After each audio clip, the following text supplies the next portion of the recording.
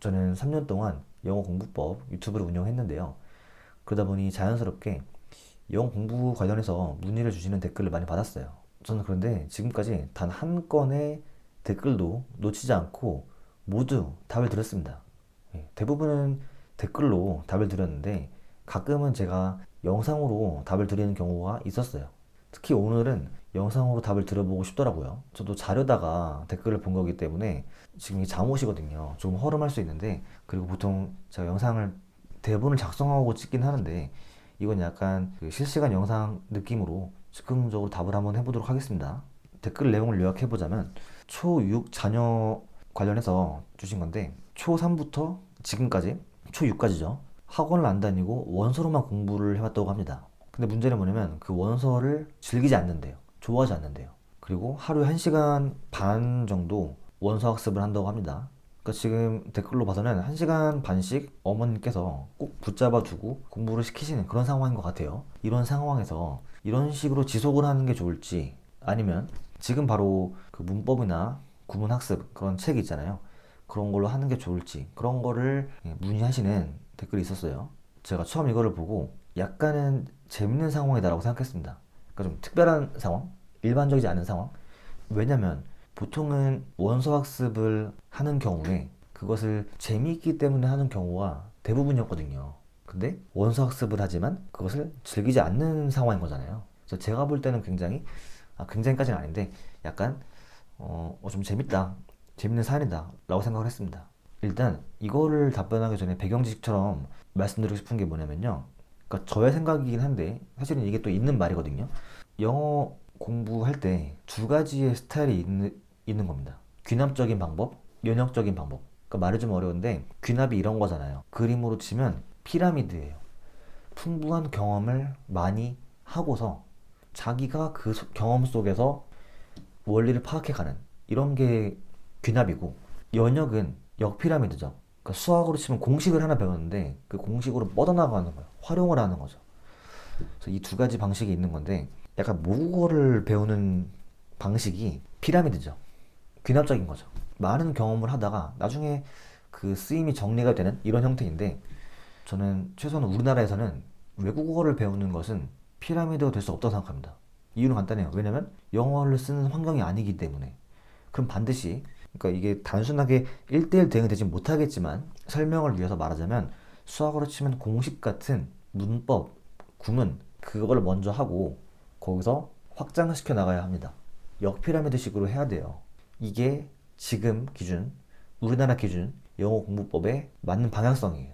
자, 이걸 안 채로 원서로 공부를 한다는 것은 둘 중에 어떤 스타일일까요? 당연히 원어민 스타일, 피라미드 스타일이죠. 그러면 원서를 읽을 때, 원서를 공부할 때 진정한 가치는 어디에서 나오는 거냐? 그것은 바로 학습량에서 나옵니다. 마치 원어민이 그 언어를 경험하듯이 많은 텍스트를 읽어야, 물론 조금 읽어도 효과는 있겠지만 많은 텍스트를 읽어야 비로소 그 원서 읽기의 장점이 10분 발휘되는 거예요. 근데 그러려면 필수적인 게 뭐냐면 재미가 있어야 합니다. 그걸 읽는 사람이 재미를 느끼는 책을 읽어야 돼요. 그래야 그 시간을 버틸 수가 있어요. 그 버틴다는 말도 말이 안 되는 거죠. 왜냐면 재미있게 읽다 보니까 시간이 훅 가 있더라. 재미있게 읽다 보니까 페이지를 이만큼 넘긴 상태였더라. 이게 되어야 맞는 건데, 원서를 읽으면서 재미를 못 느끼고 있다? 이것은 약간 학습자의 상태와 공부법의 속성, 그 상성이 되게 안 맞는 거예요. 그래서 어차피 지금 상황을 보니까 하루에 1시간 반씩 약속처럼 규칙처럼 정해진 시간대로 공부를 하는 것 같은데, 저는 그렇다면 지금 바로 원서 읽기를 중단하고 문법과 구문학습을 할 것 같습니다. 그림으로 말하자면 역피라미드에서 아래에 작은 세모를 먼저 하자는 거죠. 어차피 1시간 반씩 공부하는 거라면. 또 웃긴 게 뭐냐면 피라미드 방식, 귀납적인 방식, 그 원어민 스타일 방식으로 해도요, 어차피 지금 보니까 체계적으로 문법을 안 한 것 같아요. 학원도 안 다녔고 따로 언급이 없어졌고. 그렇다면 읽을 수 있는 그 원서의 수준의 한계가 명확합니다. 보이지 않는 천장이 딱 막고 있는 거예요. 이거는 어떻게 뚫을 수 있냐면 문법과 구문을 해야 뚫을 수 있습니다. 즉, 사실은 어떻게 하더라도, 귀납적으로 하더라도, 연역적으로 하더라도, 어떻게 하더라도 문법과 구문은 꼭 해야 돼요. 피할 수가 없는 거죠. 그러면 말했지만 가장 중요한 걸 먼저 하자 이거예요. 저의 추천은 문법을 먼저 하는 겁니다. 문법은 꼭 해야 됩니다. 그 다음에 구문을 하면 됩니다. 이게 저의 간단한 해결책이에요. 그리고 원서 읽기는 일단은 중단하는 게 맞다고 생각합니다. 나중에 재미를 느낄 때 시작하는 게 좋다고 생각해요.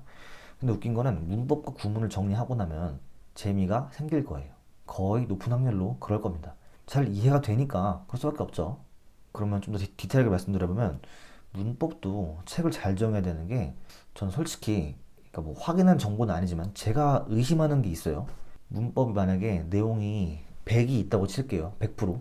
그러면 물론 이제 불량적인 이유도 있겠지만 저는 마케팅적인 이유로 그책 판매량을 신경 쓰기 때문에 일부러 그것을 한 책에다가 다 담지 않는다고 생각합니다. 그럴 수 있는데도 일부러 1편, 2편, 3편에 나눠가지고 담는다고 생각해요. 제 생각은 그렇습니다. 물론 이제 책 컨셉에 따라서 자세하게 담다 보면 한 권에는 안 남길 수도 있죠. 근데 진짜 서점에 가봤는데 한 권 안에 다 담아놓은 책이 정말 찾기 힘듭니다. 답답해가지고 죽는 줄 알았어요. 한 권이라도 똑바로 끝내는 게 쉽지 않거든요. 근데 두세 권짜리를 한다고요? 뭐 하면 좋죠. 근데 문제가 뭐냐? 1권은 이 책으로 하고 그 다음 책은 그 같은 시리즈의 두 번째가 아니라 또 다른 책으로 하고 그게 뭐냐는 거예요. 서로 목차가 정확하게 나눠져 있는 것도 아닐 텐데 또 전달하는 방식, 세계관도 엄청 다를 텐데 그렇게 하면 안 된다는 거죠, 제 생각에는. 그러니까 한 권 안에 담겨 있는 그러니까 제가 책도 뭔지 말씀드릴게요. 솔티북스 출판사에서 나온 그 중학 영문법 총정리 한 권으로 끝내기 그 책이 제가 지금 발견한 영어 기초 문법 최고의 책입니다. 또 중요한 게 뭐냐면요. 문법이 사실은 초등 문법, 중학 문법, 고등 문법 따로 없습니다. 문법은 문법이에요. 그러니까 초등 문법이라고 만든 책은 있죠. 근데 거기에서 초등이니까 뭐 어려운 건 빼도 괜찮다? 이런 생각인지 몰라도 너무 쉬운 거에만 집중을 합니다. 근데 그걸 아셔야 돼요.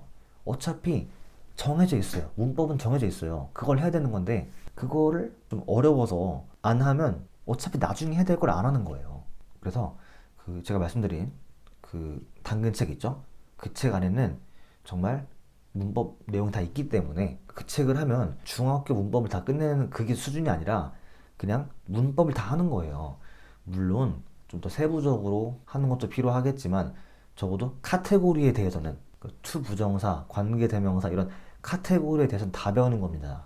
그래서 그 책으로 문법을 다 배우고 물론 한 바퀴로 마스터할 수는 없겠죠. 아무튼 다 배우고 그 다음에 구문학습을 하면 돼요. 근데 너무 바로 넘어가지 말고 문법을 최소한 2, 3회독 하면서 충분히 숙달을 한 다음에 넘어가면 좋겠습니다. 그래서 구문까지 하고 나면 기본기 준비가 끝난 거예요. 그 다음부터는 읽을 수 있는 텍스트의 수준이 갑자기 높아집니다. 당연한 거죠. 기본기를 따로 빼가지고 준비할 때 장점이 그거를 끝내고만 나면 원래는 이 정도밖에 못 읽었는데 기본기를 끝냈기 덕분에 어떻게 말하죠? 기본기를 끝냈으니까 그 덕분에 갑자기 이 수준을 읽을 수 있게 되는 거예요. 그래서 그걸 노리고 기본기를 하는 거거든요. 이 기본기라는 건 참고로 문법 구문을 말씀드리는 거예요.